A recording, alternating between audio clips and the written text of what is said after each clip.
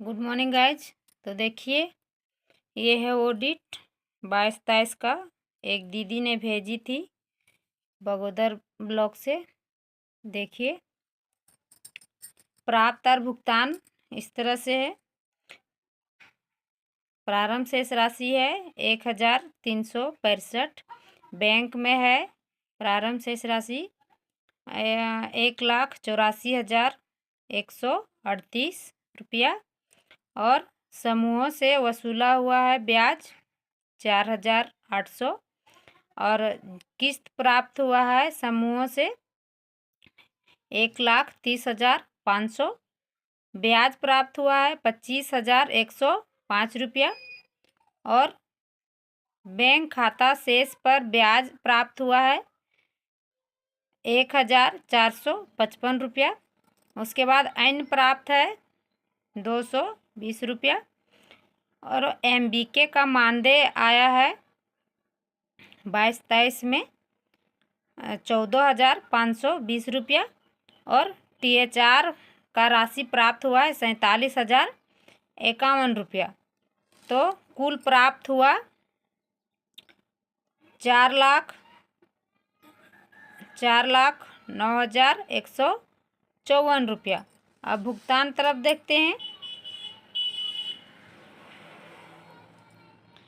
भुगतान तरफ देखिए, समूहों को CIF ऋण मंजूरी किया गया है 2,35,000। CLF को CLF को किस्त भुगतान किया गया है 49,000। CLF को ब्याज भुगतान किया गया है 19,435 रुपया। VOA का मानदेय है दिया गया है 5,000। सफ़र खर्च 1,690 रुपया। और स्टेशनरी खर्च किया गया है 1,385 रुपया। बैंक कमीशन कटा है 15 रुपया। और CLF को बचत जमा किया गया है 1,200। और MBK का जो मानदेय भुगतान किया गया है 6,200।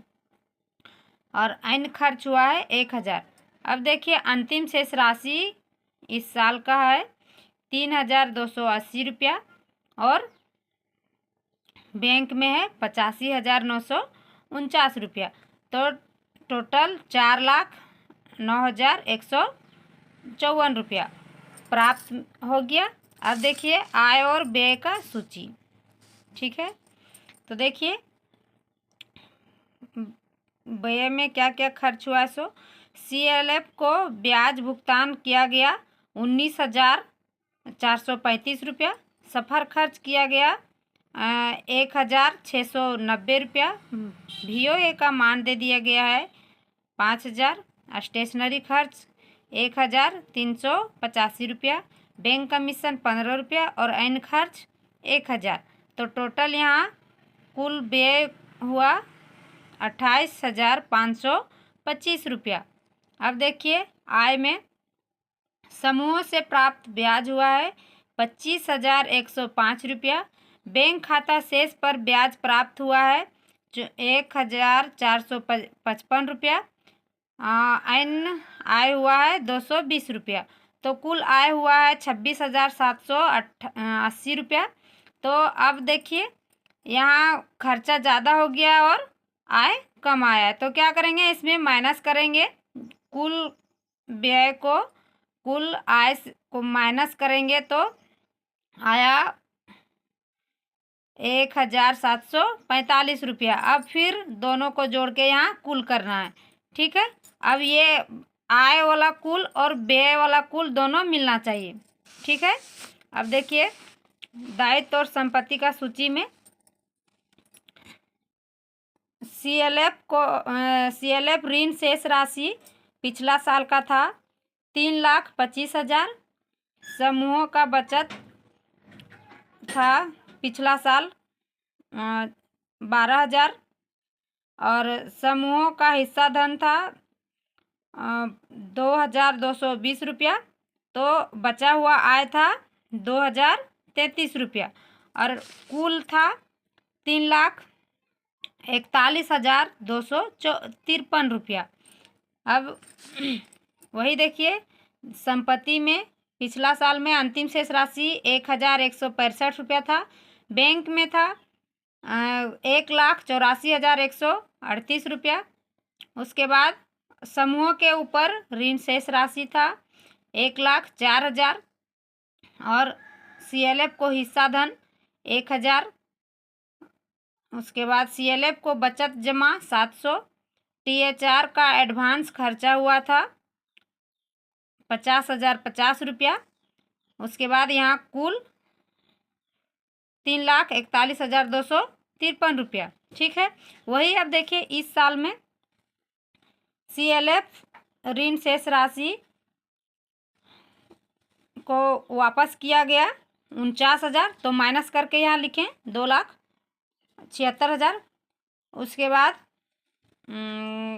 समूहों का बचत पहले से पिछला साल था 12,000 और इस साल आया है 4,800, तो दोनों को जोड़ दिए हो गया 16,800। अब देखिए समूहों का हिस्सा धन पिछला साल 2,220 था, इस साल नहीं जमा हुआ है तो जितना था उतना ही लिखेंगे।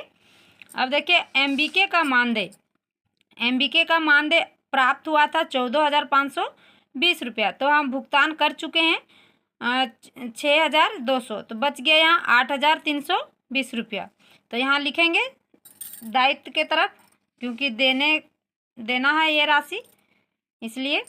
अब देखिए बचा हुआ आय में 288 रुपया। अब आप लोग सोचिएगा कि ये कहाँ से आया, तो देखिए पिछला साल इतना था 2,033 रुपया और इस साल क्या हुआ, व्यय हुआ है, हम लोग का VO में ज़्यादा खर्च हो चुका है। तो क्या करेंगे, 2,033 रुपया में 1,745 रुपया माइनस किए तो आया 288 रुपया। ठीक है, अब सारा को जोड़ें, आया 3,03,628 रुपया। ठीक है, अब उसी प्रकार संपत्ति में देखिए इस साल में अंतिम शेष राशि है 3,280 रुपया। बैंक में बचा हुआ है 85,949 रुपया और समूहों पर ऋण लगा हुआ है 2,08,500 और जो CLF में 1,000 हिस्सा धन जो जमा हुआ है वो तो यहाँ लिखाएगा ही, हर साल में लिखाएगा। अब देखिए CLF को बचत जमा, पहले से बचत जमा था 700 और इस बार जमा हुआ 1,200, तो कितना हो गया 1,900। ठीक है, THR का एडवांस खर्चा हुआ था पिछला साल 50,050 रुपया और इस साल आया 47,051 रुपया, तो माइनस किए तो यहाँ बच गया 2,999 रुपया। अब इस सारा को कुल किए तो यहाँ देखिए दायित्व और संपत्ति में कुल राशि मिल गया है, तो मेरा ऑडिट सही है। ठीक है, तो गाइज इस वीडियो में आप लोग को थोड़ा सा भी मदद मिला होगा तो लाइक, सब्सक्राइब, शेयर, कमेंट अवश्य कीजिएगा। धन्यवाद। तो दीदी देखिए आपका जो क्वेश्चन था सॉल्व हो चुका है, आप अपना VO का ऑडिट फॉर्मेट में उतार सकते हैं। धन्यवाद।